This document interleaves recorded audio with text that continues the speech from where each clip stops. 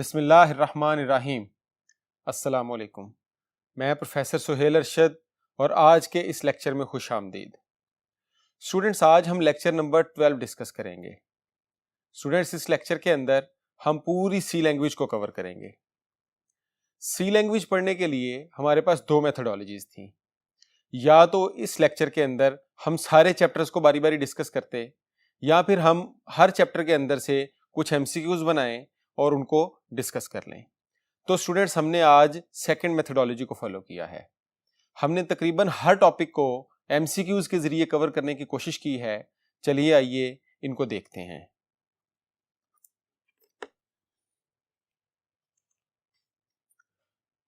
Students, अपनी screen पर देखें।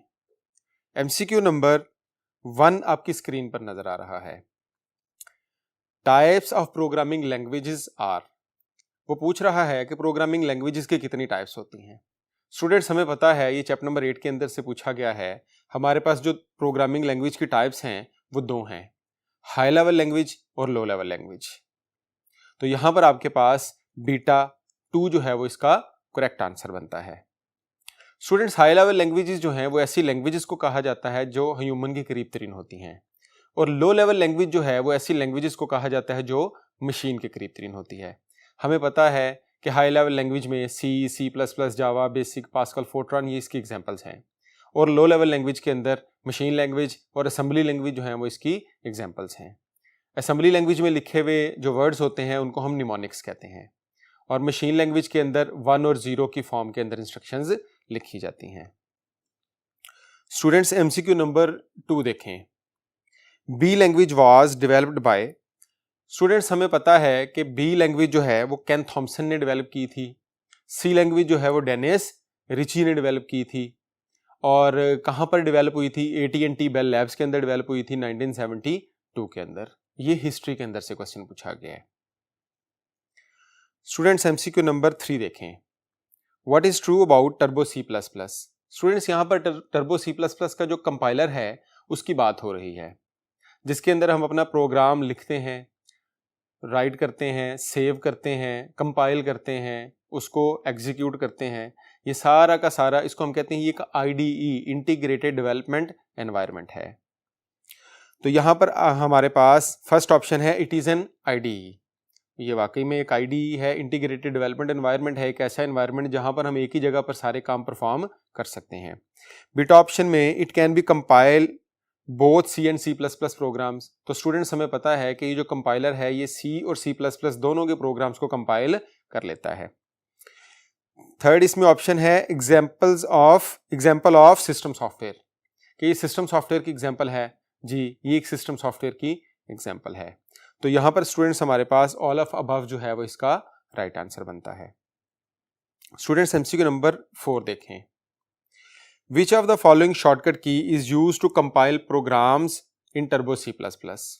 इनमें से कौन सी शॉर्टकट की जो है वो प्रोग्राम्स को कंपाइल करती है? तो स्टूडेंट्स, हमें पता है Alt + F9 जो है वो प्रोग्राम्स को कंपाइल करने के लिए, Control + F9 जो है वो प्रोग्राम्स को एग्जीक्यूट करने के लिए, रन करने के लिए, इसी तरह से Alt F5 जो है वो जो यूजर की आउटपुट स्क्रीन होती है उसको देखने के लिए, और F2 जो है ये हमारे पास रीनेम करने के लिए यूज की जाती है। तो यहां पर चूंकि उसने कंपाइल का पूछा है तो स्टूडेंट्स ये हमारे पास Alt + F9 बनती है। एमसीक्यू नंबर 5 देखें। स्टूडेंट्स, ये एमसीक्यू भी इसी टॉपिक के अंदर से पूछा गया है जो कि प्रोग्रामिंग के स्टेप्स बनता है। इसमें वो पूछ रहा है, which of the following program is used to convert test.obj into test.exe। इनमें से कौन सा प्रोग्राम जो है वो test.obj यानी कि ऑब्जेक्ट फाइल को exe फाइल के अंदर कन्वर्ट करने के लिए इस्तेमाल किया जाता है? तो आइए इसको देखते हैं। स्टूडेंट्स, जैसा कि हमें पता है कि हमारे पास जो कंपाइलर है वो हमारे जो .c की एक्सटेंशन है उसको .obj में कन्वर्ट करता है। जब हम एक प्रोग्राम बनाकर सेव करते हैं तो वो .c की फॉर्म में होता है। जब हम उसको कंपाइल कर लेते हैं तो वो .obj की फॉर्म में आ जाता है। उसके बाद जो हमारा लिंकर है वो उस obj फाइल को लाइब्रेरी फाइल्स के साथ प्लस करता है और उसके नतीजे में वो exe फाइल बनाता है। स्टूडेंट्स, यहां पर उसने हमसे लिंकर का पूछा है। तो लिंकर जो है हमारा वो .obj को .exe में कन्वर्ट करता है। तो यहां पर हमारे पास बीटा लिंकर जो है वो इसका राइट ऑप्शन बनता है। स्टूडेंट्स एमसीक्यू नंबर 6 देखें। The basic structure of C program consist of. C program का जो बेसिक स्ट्रक्चर है स्टूडेंट्स, ये भी 8वें चैप्टर के अंदर से क्वेश्चन है कि सी प्रोग्राम का जो बेसिक स्ट्रक्चर है वो किन किन चीजों पर मुश्तमिल है। आइए इसको देखते हैं। स्टूडेंट्स, हमें पता है कि सी के किसी भी प्रोग्राम में सबसे ऊपर हम प्री प्रोसेसर डायरेक्टिव्स लिखते हैं। उसके बाद हम यहां पर मेन फंक्शन लिखते हैं। मेन फंक्शन की बॉडी को स्टार्ट करते हैं और ये जो मेन फंक्शन की बॉडी है इसमें हम सी स्टेटमेंट्स लिखते हैं और इसी को हम प्रोग्राम की बॉडी भी कहते हैं। तो स्टूडेंट्स, अगर आप अपनी ऑप्शंस को देखें तो यहां पर आपके पास तीनों चीजें ट्रू हैं। हम इसमें प्री प्रोसेसर डायरेक्टिव्स भी लिखते हैं, इसमें मेन फंक्शन भी और इसमें प्रोग्राम की बॉडी भी लिखते हैं। तो यहां पर ऑल ऑफ दीज आपका करेक्ट आंसर बनेगा। स्टूडेंट्स, एमसीक्यू नंबर 7 देखें। Which is the first step for creating and executing a C program. Students, हमारे पास चैप्टर नंबर 8 में ये क्वेश्चन है कि हमारे पास जो सी प्रोग्रामिंग के स्टेप्स हैं वो क्या क्या हैं। तो चलिए आइए देखते हैं। हमें पता है कि हम सबसे पहले प्रोग्राम को एडिट करते हैं या राइट करते हैं।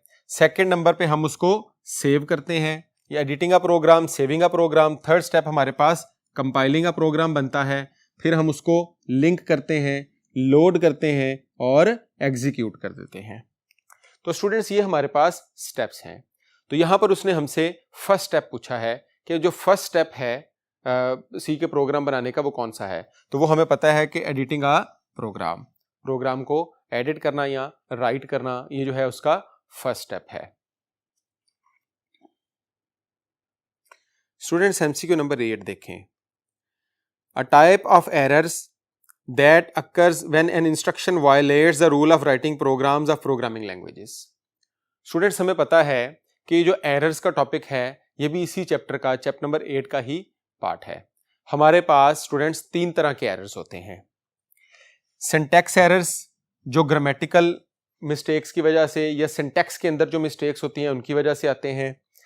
लॉजिकल एरर्स, जो किसी पुअर लॉजिक को फॉलो करने की वजह से आते हैं। और थर्ड हमारे पास होते हैं रन टाइम एरर्स, जो किसी इलीगल ऑपरेशन की वजह से आते हैं। तो यहां पर उसने ग्रामेटिकल मिस्टेक्स वाली बात की है, तो इसका मतलब यहां पर सिंटैक्स एरर जो है हमारा वो राइट आंसर बनेगा।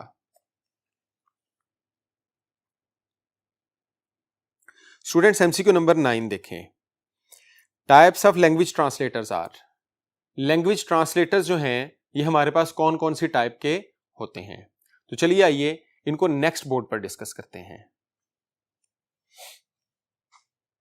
स्टूडेंट्स, जैसा कि हमें पता है कि हमारे पास लैंग्वेज ट्रांसलेटर जो है वो 3 है, कंपाइलर, इंटरप्रेटर और असेंबलर।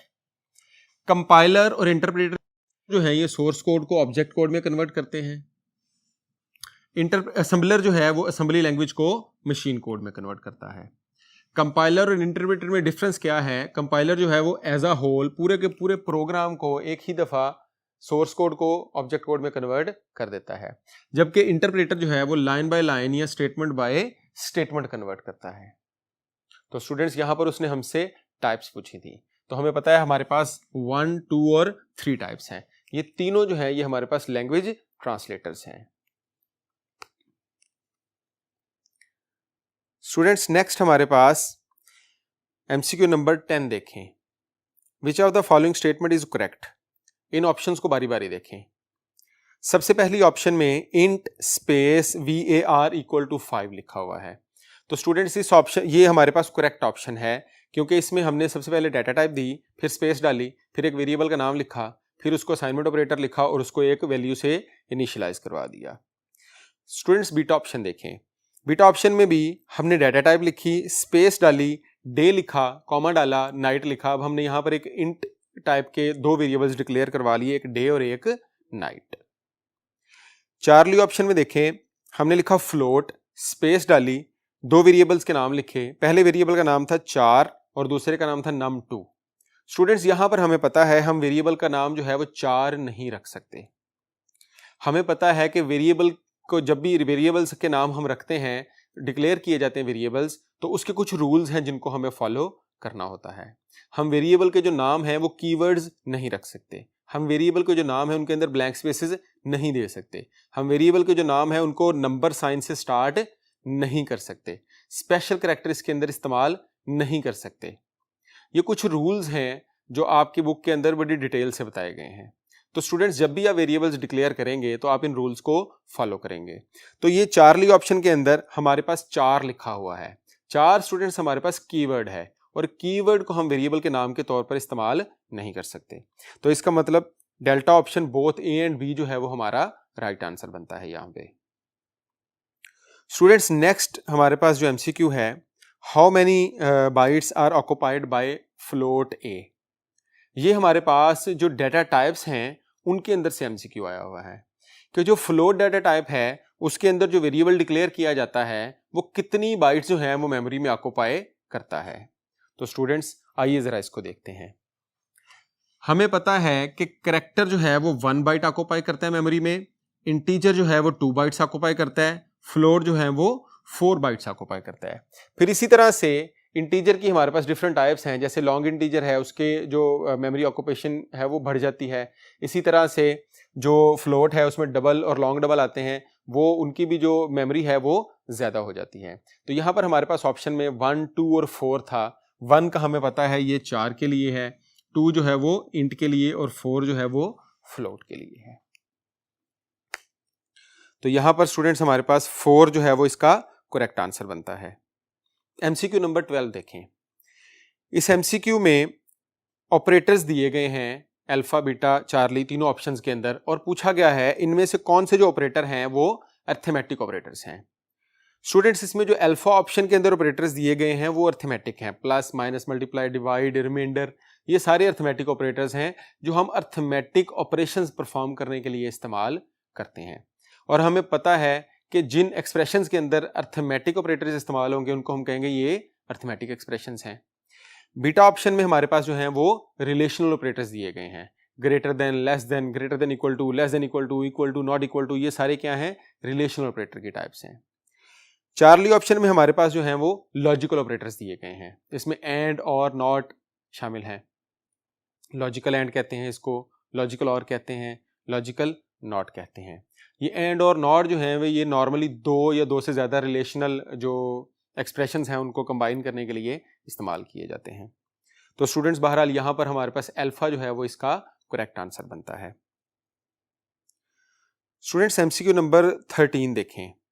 इस एमसीक्यू के अंदर एक स्टेटमेंट दी गई है और बेसिकली इसके अंदर जो ऑपरेटर प्रेसिडेंस का आपका कॉन्सेप्ट है वो क्लियर होगा कि कौन सा ऑपरेटर जो है उसकी प्रेसिडेंस हाई है, कौन सा ऑपरेटर जो है उसकी प्रेसिडेंस लो है। चलिए आइए जरा इसको सॉल्व करके देखते हैं। स्टूडेंट्स इसके अंदर हमारे पास एक वेरिएबल डिक्लेयर किया x और उसको एक पूरी स्टेटमेंट जो है, एक पूरा एक्सप्रेशन जो है वो कैलकुलेट करने के लिए दे दिया गया है। हमें पता है कि हम सबसे पहले ब्रैकेट्स को सॉल्व करते हैं और उन ब्रैकेट्स को सॉल्व करते हैं जो सबसे अंदर लिखी होती हैं। तो स्टूडेंट्स ये जो है ये हमारा फर्स्ट स्टेप बनेगा। 5 माइनस 2, तो यहाँ पर 24 डिवाइडेड बाय आ जाएगा हमारे पास 3। उसके बाद हम इन ब्रैकेट्स को सॉल्व करेंगे, तो 24 को 3 पर डिवाइड करने से हमारे पास आंसर आता है 8। उसके बाद स्टूडेंट्स हमारे पास मल्टीप्लाई और प्लस आ गया। हमें पता है कि मल्टीप्लाई की जो प्रेसिडेंस है वो प्लस से हाई है, तो हम पहले इसको मल्टीप्लाई करेंगे, ये 80 आएगा, प्लस 13 करेंगे तो ये हमारे पास आंसर 93 बन जाएगा। तो यहां पर स्टूडेंट्स जो 93 है वो हमारा करेक्ट आंसर बनता है। एमसीक्यू नंबर 14 देखें। The format string in printf function में कंसिस्ट ऑफ। एक प्रिंटफ फंक्शन के अंदर जो फॉर्मेट स्ट्रिंग लिखी जाती है उसमें क्या क्या चीजें शामिल होती हैं।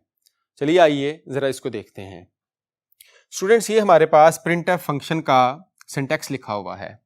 हमें पता है कि प्रिंटफ फंक्शन के अंदर हम डबल कोट्स के अंदर फॉर्मेट स्ट्रिंग लिखते हैं और कॉमा के बाद हम आर्गुमेंट्स की लिस्ट लिखते हैं। स्टूडेंट्स फॉर्मेट स्ट्रिंग जो है ये 3 चीज़ों पर मुश्तमिल होता है। इसमें हम टेक्स्ट लिखते हैं, कोई टेक्स्ट जो डबल कोट्स के अंदर लिखा जाता है वो एज इट इज प्रिंट हो जाता है। उसके बाद हम इसमें फॉर्मेट स्पेसिफायर्स लिखते हैं। फॉर्मेट स्पेसिफायर %d, %f ये चीज़ें पर मुश्तमिल होते हैं। इसमें जो परसेंटेज का साइन है उसको हम फॉर्मेट सिंबल कहते हैं, और जो डी या सी या एफ हैं ये हमारे पास फॉर्मेट करैक्टर्स कहलाते हैं। और तीसरी चीज़ जो इसके अंदर लिखी जाती है वो एस्केप सीक्वेंसेस हैं, /b, /n, /t, ये सारे के सारे जो हैं ये एस्केप सीक्वेंसेस हैं। तो स्टूडेंट्स अगर आप अपनी ऑप्शंस को देखें तो उसके अंदर हमारे पास अल्फा ऑप्शन में टेक्स्ट लिखा हुआ है, बीटा में फॉर्मेट स्पेसिफायर्स और चार्ली में एस्केप सीक्वेंसेस लिखा हुआ है। तो यहां पर स्टूडेंट्स हमारे पास ये तीनों के तीनों जो हैं ये फॉर्मेट स्ट्रिंग का या कंट्रोल स्ट्रिंग का पार्ट होते हैं। तो ऑल ऑफ दीज जो है वो हमारा यहां पे राइट आंसर बनता है। स्टूडेंट्स एमसीक्यू नंबर 15 देखें। Which of the following format specifier is used for float data type? इनमें से कौन सा फॉर्मेट स्पेसिफायर जो है वो फ्लोट डाटा टाइप के लिए इस्तेमाल होता है? अल्फा ऑप्शन %s जो है ये हमें पता है स्ट्रिंग के लिए है, %f जो है ये फ्लोट के लिए है, चार्ली ऑप्शन जो है %c ये हमारे पास करैक्टर के लिए है, और %d जो है ये डेसिमल इंटीजर वैल्यूज के लिए है। तो यहां पर स्टूडेंट्स उसने %f पूछा, तो ये हमारे पास फ्लोट वैल्यूज के लिए होता है। स्टूडेंट्स एमसीक्यू नंबर 16 देखें। इस एमसीक्यू के अंदर एक प्रिंटफ की स्टेटमेंट दी गई है और उसके अंदर एक एस्केप सीक्वेंस यूज किया हुआ है। वो एस्केप सीक्वेंस है /r और इसकी आउटपुट हमसे पूछी गई है। पहले स्टूडेंट्स मैं आपको इसकी आउटपुट बता देता हूं, उसके बाद हम बाकी ऑप्शंस को डिस्कस करते हैं। स्टूडेंट्स इसमें जो /r है उसका मतलब है कैरिएज रिटर्न। जब हम ईकैट प्रिंट करवा लेंगे अपनी स्क्रीन के ऊपर तो कैरिएज रिटर्न /r जो है वो हमें लाइन के स्टार्ट में ले जाएगा, और फिर उसके बाद उसके ऊपर mcat प्रिंट होगा और ईकैट जो है वो ओवरराइट हो जाएगा। तो यहां पर चार्ली ऑप्शन mcat जो है वो हमारा राइट आंसर बनता है। चलिए आइए बाकी ऑप्शंस को भी देखते हैं। स्टूडेंट्स ये तो हमारा हो गया /r वाला ऑप्शन कि हमने ईकैट प्रिंट करवाया स्क्रीन के ऊपर, उसके बाद ये /r हमें लाइन के स्टार्ट में ले आया और mcat जो है वो उसके ऊपर प्रिंट हो गया। स्टूडेंट्स अगर /r की जगह हम /b यूज करते बैक स्पेस तो फिर हमारे पास ऑप्शन अल्फा बनती। बैक स्पेस जो है वो एक स्पेस को खत्म कर देता है। अगर हम /t यूज करते तो हमारे पास बीटा ऑप्शन बनती कि हमारे पास ईकैट और mcat के दरमियान में स्पेस ज्यादा बन जाती। इसी तरह से अगर हम /n यूज करते इसके अंदर तो स्टूडेंट्स ये हमारे पास डेल्टा ऑप्शन बनती। इसमें एक लाइन के अंदर ईकैट और अगली लाइन में जो है वो mcat प्रिंट होता। स्टूडेंट्स आइए नेक्स्ट एमसीक्यूज जो है वो नेक्स्ट बोर्ड पर डिस्कस करते हैं। स्टूडेंट्स एमसीक्यू नंबर 17 देखें। इस एमसीक्यू के अंदर विच of the following is a possible value of flag in field width specifier? Students ये जो एमसीक्यू है ये फील्ड विड्थ स्पेसिफायर के अंदर से पूछा गया है। हमें पता है कि हम जो हमारे फॉर्मेट स्पेसिफायर्स हैं उनके दरमियान में फील्ड विड्थ स्पेसिफायर यूज करते हैं, और फील्ड विड्थ स्पेसिफायर के अंदर हमारे पास फ्लैग्स होते हैं। स्टूडेंट्स हमारे पास 3 फ्लैग्स होते हैं। एक को हम कहते हैं माइनस का फ्लैग जो हमारा लेफ्ट अलाइन करने के लिए इस्तेमाल किया जाता है। एक को हम कहते हैं प्लस का फ्लैग जो हमारे पास साइन प्रिंट करवाता है। हमारे पास माइनस या प्लस जो भी वैल्यू आ रही होगी उसका साइन उसके साथ प्रिंट करवा देगा। और तीसरा स्टूडेंट्स हमारे पास जो फ्लैग है उसको हम कहते हैं ये स्पेस है, ये स्पेस प्रिंट करवाता है। तो ये फॉर्मेट स्पेसिफायर के अंदर फील्ड विड्थ स्पेसिफायर के अंदर जो हम फ्लैग्स यूज करते हैं उसके अंदर से क्वेश्चन पूछा गया है। स्टूडेंट्स इस स्टेटमेंट को दोबारा देखें। Which of the following is a possible value of flag? तो हमें पता है हमारे पास फ्लैग्स में माइनस, प्लस और स्पेस ये तीनों जो हैं फ्लैग की पॉसिबल वैल्यूज हो सकती हैं। स्टूडेंट्स एमसीक्यू नंबर 18 देखें। Which of the following function requires pressing of enter की? स्टूडेंट्स यहां पर हमारे पास 3 इनपुट के फंक्शन जो हैं वो दिए गए हैं। सबसे पहले scanf है, फिर getChe है, फिर getch है। हमें पता है कि ये जो तीनों हैं ये इनपुट के फंक्शंस हैं। इसमें जो scanf है उसके अंदर जब हम वैल्यू देते हैं तो उसके बाद हमें एंटर प्रेस करना पड़ता है, जबकि getch और getche जो हैं इन दोनों से हम करैक्टर इनपुट लेते हैं। और यही तो इनका फायदा है कि इसके अंदर करैक्टर इनपुट लेने के बाद जो है वो हमें एंटर प्रेस नहीं करना पड़ता।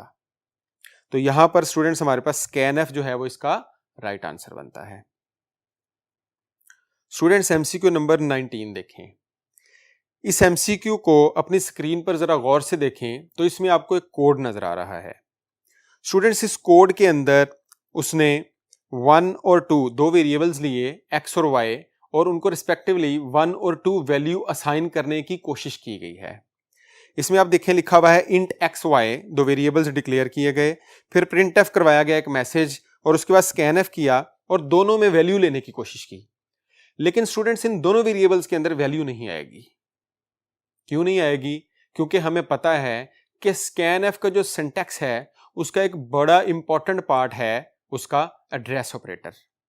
हम जितने भी आर्गुमेंट्स यहां पर लेना चाहेंगे हर एक के साथ हम एड्रेस ऑपरेटर एंड का साइन जो है वो लगाएंगे। तो स्टूडेंट्स, यहां पर अगर आप स्कैन एफ वाली लाइन में देखें तो x, y लिखा हुआ है, ना x के साथ एंड ऑपरेटर लगा हुआ है ना y के साथ। तो अब x और y के अंदर जो है वो हमारे पास गार्बेज वैल्यूज आ जाएंगी। गार्बेज वैल्यूज जो हैं वो रैंडम वैल्यूज होती हैं। तो इसकी ऑप्शंस में अगर हम देखें तो रैंडम वैल्यूज चार्ली हमारे पास एक ऑप्शन मौजूद है। तो स्टूडेंट्स, यहां पर रैंडम ऑप्शन जो है वो हमारा राइट आंसर बनेगा। एमसीक्यू नंबर 20 देखें। Which programming structure executes program statements in order. Students, अब ये जो एमसीक्यू है ये चैप्टर नंबर 11 से लिया गया है। इसमें आपके कंट्रोल स्ट्रक्चर्स के बारे में बात हो रही है। हमें पता है कि हमारे पास 3 जो हैं वो बेसिक मेन कंट्रोल स्ट्रक्चर्स हैं। सबसे पहले सिक्वेंशियल स्ट्रक्चर है। सिक्वेंशियल स्ट्रक्चर ऐसे स्ट्रक्चर को कहते हैं जिसके अंदर हम स्टेटमेंट्स जिस ऑर्डर में लिखें वो उसी ऑर्डर के अंदर जो हैं वो प्रिंट हो जाती हैं।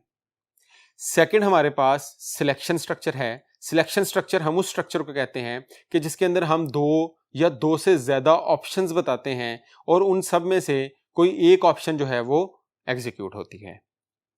तीसरा स्ट्रक्चर जो हमारे पास है उसको हम आइट्रेशन या लूप्स का स्ट्रक्चर कहते हैं। और लूप्स का हमें पता है हम एक स्टेटमेंट लिखते हैं और उसको एक से ज्यादा दफा इसमें एग्जीक्यूट करवा सकते हैं। तो स्टूडेंट्स, यहां पर उसने हमसे पूछा कि कौन सा ऐसा स्ट्रक्चर है जिसके अंदर जो हमारी इंस्ट्रक्शंस हैं वो ऑर्डर में, जिस ऑर्डर में लिखी जाएं उसी ऑर्डर में एग्जीक्यूट हो जाती हैं। तो यहां पर हमारे पास सीक्वेंस स्ट्रक्चर जो है वो इसका राइट आंसर बनता है। स्टूडेंट्स, एमसीक्यू नंबर 21 देखें।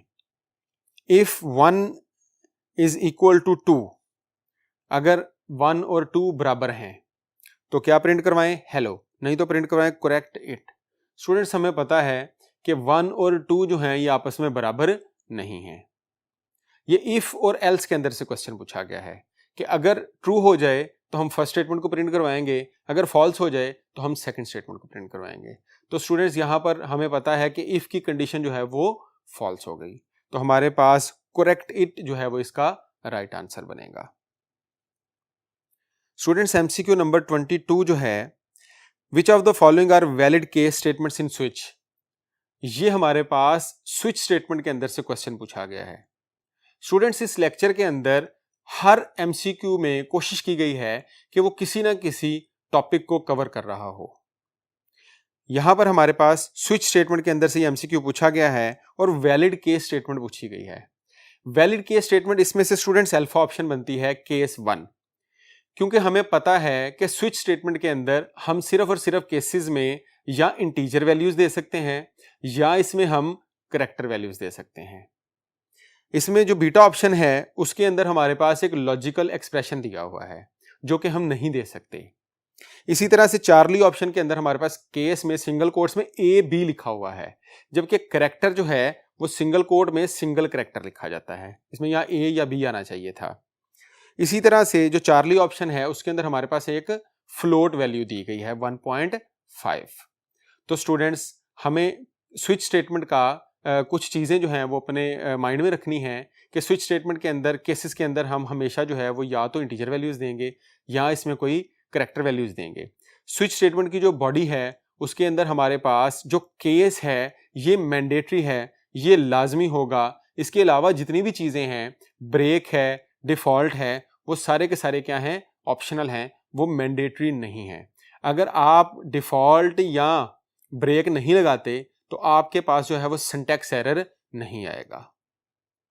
दूसरा, स्विच स्टेटमेंट के अंदर हम रेंज नहीं दे सकते, इसको हम इक्वालिटी के लिए यूज करते हैं। स्टूडेंट्स एमसीक्यू नंबर 23 देखें। What will be the output of the following code segment. हमारे पास इस कोड सेगमेंट की आउटपुट क्या आएगी। स्टूडेंट्स यहां पर फर्स्ट लाइन में एक वेरिएबल डिक्लेयर किया गया है जिसका नाम है चॉइस। सेकेंड लाइन में एक वैल्यू मांगी गई है 1 और 2 में से, तो हम स्कैनएफ में 1 एंटर कर देते हैं। 1 एंटर करने के बाद उसने स्विच लगाया और उसके केस 1 चला दिया। अब केस 1 जो है वो 1 वैल्यू के साथ मैच हो गया, तो हमारे पास यहां पर प्रिंट हो गया 1।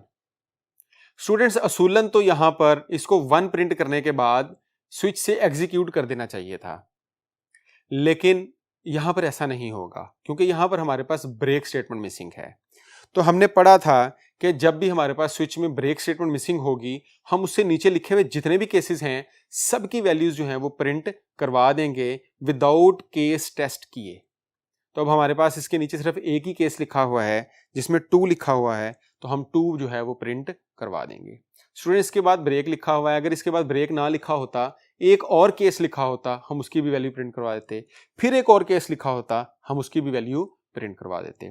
बहरहाल इस एमसीक्यू के अंदर 1 और 2 दोनों जो हैं वो प्रिंट हो जाएंगे, तो चार्ली 1 2 जो है वो हमारा राइट आंसर बनता है इसमें। स्टूडेंट्स एमसीक्यू नंबर 24 देखें। इस एमसीक्यू में हमारे पास लूप्स को डिस्कस किया गया है और इसमें से पूछा गया है कि इनके अंदर से कौन सा जो है वो इन्फिनिट लूप नहीं है। स्टूडेंट्स का मतलब इन 4 ऑप्शंस में से 3 जो हैं वो लाजमन इन्फिनिट लूप होंगे और कोई एक जो है वो इन्फिनिट लूप नहीं होगा। तो इनको बाद में डिस्कस करते हैं। चलिए आइए इसको डिस्कस करने से पहले जरा लूप्स के जो सिंटैक्स हैं तीनों के, उन पे एक छोटी सी नजर मारते हैं। स्टूडेंट सबसे पहले हमारे पास है फॉर लूप। फॉर लूप में हमारे पास इनिशियलाइजेशन होती है पहले, उसके बाद हम यहां पर एक कंडीशन लगाते हैं और उसके बाद इंक्रीमेंट और डिक्रीमेंट ऑपरेटर लगाते हैं। ये इसके सिंटैक्स का पार्ट है। लेकिन स्टूडेंट्स यहां पर आपने एक बात याद रखनी है कि अगर हम इसके अंदर से इनिशियलाइजेशन को मिस करते हैं तो हमारे पास सिंटैक्स एरर नहीं आएगा। हम कंडीशन को मिस करते हैं तब भी हमारे पास सिंटैक्स एरर नहीं आएगा। उसके बाद हम अगर इंक्रीमेंट डिक्रीमेंट को भी मिस कर देते हैं तब भी हमारे पास सिंटैक्स एरर नहीं आएगा। स्टूडेंट्स हमारे पास फॉर लिखा होना चाहिए, ब्रैकेट के अंदर 2 सेमीकोलन होने चाहिए, तो हमारा जो फॉर है उसमें सिंटैक्स एरर नहीं आता। नेक्स्ट हमारे पास वाइल और डू वाइल लूप हैं। वाइल लूप का सिंटैक्स हमारे पास ये है, हम वाइल लिखते हैं, कंडीशन उसकी बॉडी लिखते हैं, इंक्रीमेंट और डिक्रीमेंट ऑपरेटर लिखते हैं। इसी तरह से डू वाइल लिखते हैं, डू वाइल में डू लिखेंगे, उसकी बॉडी स्टार्ट करेंगे, इंक्रीमेंट डिक्रीमेंट ऑपरेटर लगाएंगे और बॉडी खत्म करने के बाद जो है हम उसकी कंडीशन लगाएंगे। स्टूडेंट्स यहां पर वाइल लूप जो है इसमें और डू वाइल में सिर्फ एक ही फर्क है कि वाइल लूप के अंदर पहले कंडीशन चेक होगी और उसके बाद उसकी बॉडी चलेगी, जबकि डू वाइल लूप में कम से कम एक दफा जो है वो बॉडी चल जाएगी और कंडीशन जो है वो बाद में चेक होगी। चलिए आइए अब आपकी स्क्रीन पर जो कोड्स नजर आ रहे हैं उनको बारी बारी देखते हैं। स्टूडेंट सबसे पहले अल्फा ऑप्शन के अंदर जो आपको कोड नजर आ रहा है इसमें है int i is equal to 1 while 1 और ब्रैकेट में इंक्रीमेंट ऑपरेटर लगाया हुआ है। स्टूडेंट्स हमें पता है कि वाइल के आगे हमारे पास 1 लिखा हुआ है। 1 जो है वो नॉन जीरो वैल्यू है। अब नॉन जीरो वैल्यू जब तक 0 नहीं होगी हमारा वाइल जो है वो ब्रेक नहीं होगा। तो यहां पर हमारे पास आई को आप प्लस प्लस करते जाएं, लेकिन वाइल के अंदर तो आई के ऊपर चेक ही नहीं लगा हुआ, वाइल के अंदर तो लिखा हुआ 1, वो हमेशा 1 ही रहेगा। हम हर दफा वाइल वापस जाएंगे उसकी बॉडी को एग्जीक्यूट करके, फिर 1, फिर वापस जाएंगे, फिर 1, और ये इन्फिनिट लूप बन जाएगा एक। इसी तरह से फॉर लूप में हमारे पास फॉर है, फिर एक हमारे पास सेमीकोलन है, उसके बाद एक दूसरा सेमीकोलन है, तो यहां पर हमारे पास कोई कंडीशन अवेलेबल नहीं है, तो ये भी स्टूडेंट्स जो है वो एक इन्फिनिट लूप बन जाएगा। उसके बाद डेल्टा ऑप्शन में हमारे पास इंट y और x 2 वेरिएबल डिक्लेयर किए और x को 0 असाइन कर दिया, फिर डू लगाया और y is equal to x किया। अब x की वैल्यू जो है वो y के अंदर चली गई, लेकिन स्टूडेंट्स ये x की वैल्यू y में चली जरूर गई है, यानी कि y जो है वो 0 हो गया है, लेकिन कंडीशन जो लगी हुई है ना उसके अंदर आप चेक करें वो कंडीशन डिफरेंट है। वो कंडीशन है x इक्वल टू 0। जब तक x जो है वो 0 के बराबर रहेगा तब तक हमारे पास जो ये वाइल है ये 1 यानी कि नॉन जीरो वैल्यू रिटर्न करता रहेगा और ये ट्रू रहेगा और ये चलता रहेगा। तो स्टूडेंट्स हमें पता है कि हमने x के ऊपर कोई ऑपरेशन परफॉर्म करवाया ही नहीं, वो पहले भी जीरो था, वो बाद में भी जीरो है, वो जीरो ही रहेगा और वो चलता रहेगा और ये इन्फिनिट लूप बन जाएगा। अब जरा चार्ली ऑप्शन को देखें। Int true is equal to zero, हमने एक स्टेटमेंट ली ट्रू और उसको जीरो असाइन करवा दिया, फिर एक फॉल्स ली, फिर हमने वाइल में ब्रैकेट के अंदर ट्रू लिखा। अब हमें पता है कि ट्रू को हमने जीरो असाइन किया हुआ है, तो स्टूडेंट्स हमें पता है कि जब वाइल को जीरो वैल्यू मिलेगी तो वो उसको एग्जीक्यूट नहीं करवाएगा। तो यहां पर चार्ली ऑप्शन जो है ये हमारा इन्फिनिट लूप नहीं बनता। स्टूडेंट्स नेक्स्ट आपके पास एक फ्लो चार्ट नजर आ रहा है। स्टूडेंट्स 13 चैप्टर को हमने इस फ्लो चार्ट में कवर करने की कोशिश की है। हम इस फ्लो चार्ट की मदद से और एक एमसीक्यू की मदद से आपको 13 चैप्टर जो है वो मैक्सिमम कवर करवाने की कोशिश करेंगे। फ्लो चार्ट में आप देखें, सबसे पहले हमारे पास फंक्शन का टॉपिक है। फंक्शन क्या होता है? हमें पता है फंक्शन एक ऐसा पीस ऑफ कोड है जो इंडिविजुअली चलता है, एक एक्शन परफॉर्म करवाता है। हमारे पास दो तरह के फंक्शंस होते हैं। प्री डिफाइंड फंक्शंस, ऐसे फंक्शंस जो हमारे पास बिल्ट इन प्री डिफाइन बने बनाए होते हैं, और दूसरे हमारे पास होते हैं यूजर डिफाइंड फंक्शंस, ऐसे फंक्शन जो यूजर खुद बनाता है। प्री डिफाइंड फंक्शन जो हैं ये हमें पता है ये लाइब्रेरी फंक्शंस हैं और इनको हेडर फाइल्स के अंदर जो है वो इनकी डेफिनेशंस जो हैं वो पड़ी हुई होती हैं। इसी तरह से जो दूसरे हमारे पास यूजर डिफाइंड फंक्शंस हैं इनको हम कस्टम बिल्ट या कस्टम डिफाइंड फंक्शंस भी कहते हैं। स्टूडेंट्स इन फंक्शंस को डिफाइन करने के तीन तरीके होते हैं। हम इनको अपने वॉइड मेन यानी कि मेन फंक्शन से ऊपर भी डिफाइन कर सकते हैं, हम इनको मेन फंक्शन से नीचे भी डिफाइन कर सकते हैं, और हम इनको एक अलग हेडर फाइल के अंदर डिफाइन करके उसको अपने प्रोग्राम के अंदर इंक्लूड भी करवा सकते हैं। स्टूडेंट्स जो प्री डिफाइंड फंक्शंस हैं इनको आप रीडिफाइन कर सकते हैं। इनको अगर आप चेंज करना चाहें, इनकी वर्किंग को अगर आप चेंज करना चाहें तो आप कर सकते हैं, लेकिन ये रिकमेंडेड नहीं है क्योंकि वो फिर अपने असल पर्पस के लिए यूज होना बंद हो जाएंगे। इसकी एग्जांपल कुछ इसी तरह से है कि हमारे पास कोई एक चीज है, फॉर एग्जांपल हमारे पास कोई एक चेयर है, उस चेयर को हम अभी बैठने के लिए इस्तेमाल करते थे, फिर हमने उस चेयर को जनाब मॉडिफाई करके तो हमने उसके ऊपर कोई सामान रखना शुरू कर दिया है, हम उसको स्टूल की तरह इस्तेमाल करना शुरू कर दिया हमने। अब हम उसको चेयर की तरह इस्तेमाल दोबारा नहीं कर सकेंगे। तो यहाँ पर प्रिंट एफ जो है उसको अगर आप रीडिफाइन कर लेते हैं तो वो ओरिजिनल जिस तरह से बिहेव करता था उस तरह से बिहेव करना बंद कर देगा। स्टूडेंट्स नेक्स्ट आपके पास एक एग्जाम्पल नजर आ रही है। हम इस एग्जाम्पल में जरा अपने फंक्शंस के चैप्टर को रैप अप करने की कोशिश करते हैं। इसमें सबसे पहली लाइन में आप देखें हैश इंक्लूड stdio.h लिखा हुआ है। स्टूडेंट्स ये हेडर फाइल है बिल्ट इन फंक्शंस के लिए, ये हमें पता है। सेकंड लाइन में लिखा हुआ है int multiply int a comma int b और उसके बाद सेमीकोलन डाला हुआ है सेकंड लाइन के अंदर। स्टूडेंट्स ये हमारे पास फंक्शन की डिक्लेरेशन या इसको फंक्शन प्रोटोटाइपिंग कहते हैं। ये फंक्शन की प्रोटोटाइप है। इसका मतलब कि हमारे कंपाइलर को पता लग जाएगा कि हमारे पास इस नाम का कोई जो फंक्शन है वो नीचे कहीं ना कहीं पर डिफाइन हुआ है। तो यहाँ पर हमने ये एक फंक्शन डिक्लेयर कर लिया है। हमें पता है कि हम जितने भी फंक्शंस डिफाइन करेंगे उनको हम मेन फंक्शन से ऊपर जो है वो उनकी प्रोटोटाइपिंग या उनको डिक्लेयर जो है वो हम लाजमी करेंगे। थर्ड लाइन के अंदर एक वेरिएबल डिक्लेयर किया हुआ है int x is equal to 2।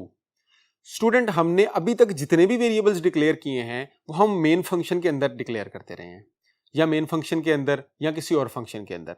एक ऐसा वेरिएबल जिसको हम किसी भी फंक्शन के अंदर डिक्लेयर ना करें, सब फंक्शन से बाहर डिक्लेयर करें, उसको हम कहते हैं ये ग्लोबल वेरिएबल है। तो स्टूडेंट्स ये जो x है ये एक ग्लोबल वेरिएबल है। अब ये जो ग्लोबल वेरिएबल है ये हमारे पूरे प्रोग्राम के अंदर इसको हम किसी भी फंक्शन के अंदर जो है वो यूज कर सकते हैं। दूसरे हमारे पास लोकल वेरिएबल्स हैं। वो लोकल वेरिएबल्स जिस फंक्शन के अंदर आप उनको डिक्लेयर करेंगे वो उसी फंक्शन के अंदर इस्तेमाल हो सकते हैं। जैसे ही आप उस फंक्शन से बाहर जाएंगे उनका स्कोप भी खत्म हो जाएगा। फोर्थ लाइन में हमारे पास जो है वो मेन फंक्शन है। इससे पहले हमने इंट लिखा हुआ है, इससे पहले हम वाइड लिखते हैं क्योंकि इसने हमें कुछ भी रिटर्न नहीं करवाना। यहां पर हमने इंट लिखा है, इससे भी कोई फर्क नहीं पड़ता। फिफ्थ लाइन में स्टूडेंट्स हमारे पास एक लोकल वेरिएबल डिक्लेयर हुआ है आई, फिर है जे और फिर है रिजल्ट। तो ये 3 लोकल वेरिएबल्स जो हैं वो हमने फिफ्थ लाइन के अंदर डिक्लेयर करवाए हैं। फिर हमने 6 लाइन के अंदर प्रिंट एफ की एक स्टेटमेंट लगाई। 7 लाइन में हमने आई और जे को 2 वैल्यूज दे दी। और 8th लाइन के अंदर स्टूडेंट्स हमने मल्टीप्लाई के नाम का एक फंक्शन कॉल किया है। अब ये जो मल्टीप्लाई नाम का फंक्शन है, इसको अगर आप गौर करें तो ये लाइन नंबर 11 के अंदर बना हुआ है। लाइन नंबर 11 में हमने इस प्रोग्राम को, मल्टीप्लाई के नाम के प्रोग्राम को जो है वो यहाँ पर हमने डिफाइन किया, और नीचे लाइन नंबर 12 के अंदर उसकी क्या है, बॉडी है। इसकी बॉडी के अंदर वो ए और बी को आपस में मल्टीप्लाई करके रिटर्न करवा रहा है। रिटर्न देखें लाइन नंबर 11 में इंट टाइप की रिटर्न हो रही है हमारे पास। तो लाइन नंबर 8 पे आ जाएं वापस। अब यहाँ पर स्टूडेंट्स हमने मल्टीप्लाई का एक फंक्शन जो है वो कॉल किया, और इसके अंदर आई और जे 2 पैरामीटर्स दे दिए, 2 आर्गुमेंट्स दे दिए। अब ये जो आई और जे यहां पर हैं, इनको हम कहते हैं ये एक्चुअल आर्गुमेंट्स हैं। और जो लाइन नंबर 11 के अंदर मल्टीप्लाई के आगे इंट ए इंट बी लिखे हुए हैं, इनको हम कहते हैं ये फॉर्मल पैरामीटर्स हैं, फॉर्मल आर्गुमेंट्स हैं, डमी आर्गुमेंट्स हैं। ये जो आर्गुमेंट्स हैं ये एक्चुअल आर्गुमेंट्स के साथ क्या हो जाएंगे, रिप्लेस हो जाएंगे। तो जो लाइन नंबर 8 में आई की वैल्यू है वो लाइन नंबर 11 में ए की वैल्यू बन जाएगी। जो लाइन नंबर 8 में जे की वैल्यू है वो लाइन नंबर 11 में बी की वैल्यू बन जाएगी। तो स्टूडेंट्स उसके बाद ये जब चला, मल्टीप्लाई का फंक्शन जो है वो कॉल हुआ, उसने कैलकुलेशन करके फिर उसने असाइनमेंट ऑपरेटर के लेफ्ट साइड पर एक वेरिएबल लिया हुआ है जिसका नाम है रिजल्ट। तो यहाँ पर जो भी आंसर आया रिटर्न होके वो हमने रिजल्ट में रखवा लिया और उसको प्रिंट करवा लिया हमने परसेंटेज डी के साथ। और फिर लाइन नंबर 10 में हमने लिखा रिटर्न 0। इसका मतलब था कि हमने यहाँ से 0 रिटर्न करना है, हमने यहाँ पर कुछ भी रिटर्न नहीं करना। ये इसलिए लिखना पड़ा क्योंकि हमने जो लाइन नंबर 4 थी उसमें मेन से पहले इंट लिखा हुआ है। यहाँ पर अगर हमने वॉइड लिखा होता तो ये रिटर्न 0 भी लिखने की हमें कोई ज़रूरत नहीं थी।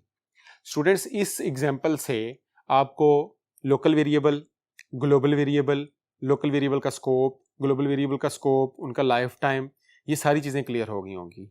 फिर इसमें आपको जो स्टार्ट में हमने देखा था लाइन नंबर 2 के अंदर, उसमें फंक्शन की प्रोटोटाइपिंग समझ आ गई। लाइन नंबर 11 और 12 के अंदर फंक्शन की डेफिनेशन समझ आ गई। लाइन नंबर 11 में फंक्शन का हेडर लिखा हुआ है और ब्रैकेट में फॉर्मल आर्गुमेंट्स लिखे हुए हैं। लाइन नंबर 12 के अंदर फंक्शन की डेफिनेशन लिखी हुई है।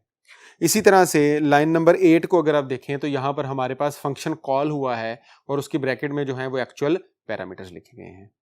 तो स्टूडेंट्स ये जो चैप्टर नंबर 13 है ये अप्रॉक्सीमेटली इन्हीं चीज़ों को अपने अंदर समोए हुए है। तो आप अगर इसको गौर से देख लेंगे इस एग्जाम्पल को, तो उम्मीद है कि चैप्टर नंबर 13 जो है वो आपका क्लियर हो जाएगा। स्टूडेंट्स नेक्स्ट एमसीक्यू जो है एमसीक्यू नंबर 25, ये आपका जो है ये 14 चैप्टर के अंदर से बना है। 14 चैप्टर हमें पता है ये फाइल हैंडलिंग का चैप्टर है। तो इसमें हम फाइल्स में डाटा किस तरह भेजते हैं, फाइल से डाटा किस तरह रिसीव करते हैं, ये सारी चीज़ें डिस्कस करते हैं। एमसीक्यू नंबर 25 में वो पूछ रहा है which of the following function is used to write a string to a file.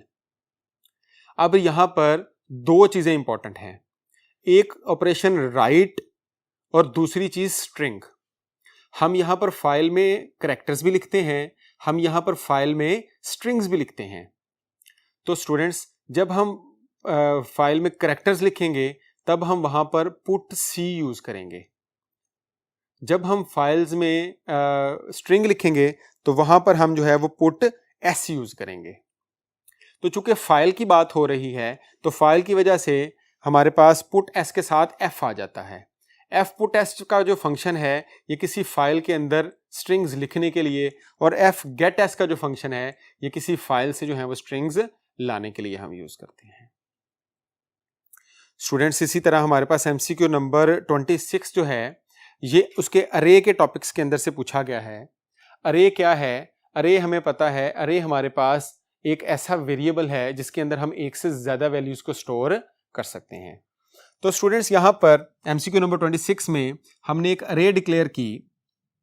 इस अरे में 1 2 3 जो हैं वो हमारे पास इसके जो है वो इंडेक्सेस हैं। फर्स्ट जो है वो उसका इंडेक्स 0 होगा, सेकंड 1 होगा, थर्ड 2 होगा। लेकिन यहां पर एक बात याद रखें कि इसके जो इंडेक्सेस हैं, जिनको हम कहते हैं इसके ये सबस्क्रिप्ट्स हैं, ये हमेशा इंटीजर होंगे, ये फ्लोट करैक्टर नहीं हो सकते। तो स्टूडेंट्स यहां पर उसने आपसे यही क्वेश्चन पूछा है, एन अरे subscript should be of int type, ये हमेशा इंटीजर टाइप का होगा।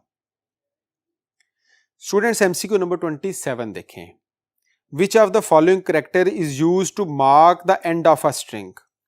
स्टूडेंट्स यहां पर वो पूछ रहा है कि जब हम एक स्ट्रिंग लिखते हैं किसी फाइल के अंदर, तो हमें कैसे पता लगता है कि यहां पर ये स्ट्रिंग जो है ये खत्म हो गया है। स्टूडेंट्स यहां पर देखें, हमारे पास ये एक स्ट्रिंग लिखा हुआ है फाइल में STEP स्टेप। अब इस स्ट्रिंग के एंड पर जो हमारा जो सिस्टम है वो /0 ऐड कर देगा। /0 जो है ये हमारे पास नल करैक्टर को रिप्रेजेंट करता है। तो जहां पर भी /0 लिखा होगा वहां से हमें समझ आ जाएगी कि यहां पर जो है वो हमारा स्ट्रिंग जो है वो खत्म हो गया है। स्टूडेंट्स हमें पता है कि ये जो /0 है ये कोई जगह ऑक्युपाई नहीं करता, इसको हम कहते हैं ये नल करैक्टर है। नेक्स्ट 28 एमसीक्यू देखें, how many elements are in the following array. Int marks, यहां पर एक अरे डिक्लेयर की गई है जिसका नाम है इंट मार्क्स और उसके अंदर ब्रैकेट में 3 लिखा हुआ है। तो स्टूडेंट्स यहां पर हमारे पास ये इंट मार्क्स की एक मैंने अरे बनाई हुई है जो मैंने 3 की बजाय 4 इंडेक्सेस से बनाई है। तो यहां पर ये जो अरे है ये रिप्रेजेंट करेगी मार्क्स 4 को, क्योंकि इसके अंदर जो पहला इंडेक्स है वो 0 है, दूसरा 1 है, तीसरा 2 है और फिर 3 है। स्टूडेंट्स अगर हम यहां पर मार्क्स 3 लिखेंगे तो फिर हमारे पास ये जो लास्ट इंडेक्स है ये नहीं आएगा, ये 0, 1 और 2 आएंगे। हमें पता है कि अरे के जो सबस्क्रिप्ट हैं या जो अरे के इंडेक्सेस हैं वो हमेशा 0 से स्टार्ट किए जाते हैं और वो 0 से स्टार्ट होके वहां तक जाते हैं जहां तक हमने उसको इंडेक्सेस उसके बनाए होते हैं। तो स्टूडेंट्स यहां पर अगर आप देखें तो इंट मार्क्स और उसमें टोटल इंडेक्सेस की तादाद लिखी हुई है 3। अब इसमें पहला इंडेक्स जो है वो 0, दूसरा जो है वो 1 और तीसरा जो है वो 2 बनेगा। तो यहां पर स्टूडेंट्स हमारे पास 3 बीटा ऑप्शन जो है वो इसका राइट आंसर बनता है। स्टूडेंट्स उम्मीद है इस लेक्चर में हमारी जो सी लैंग्वेज है उसका ओवरव्यू आपको अच्छी तरह से मिल गया होगा। इंशाल्लाह ताला नेक्स्ट टाइम दोबारा मुलाकात होगी। अल्लाह हाफिज।